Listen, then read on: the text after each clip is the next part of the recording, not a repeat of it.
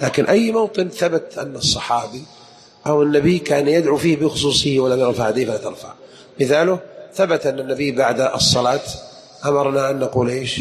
اللهم انك عذاب جهنم وعذاب القبر وفتنة المحيا، لكن النبي قبل السلام ما كان يرفع يديه فلا نرفع يدينا.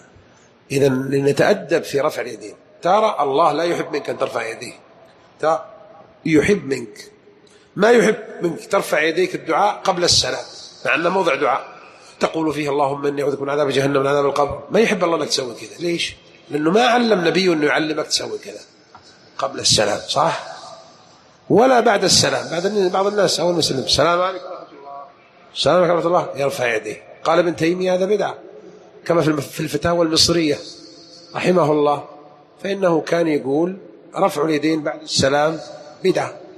ما كان النبي يرفع يديه مباشرة على السلام، كان إيش يسوي؟ يذكر الله، كان يذكر الله، سبحان الله 33، الحمد لله 33، الله أكبر 33، اللهم صل عليه.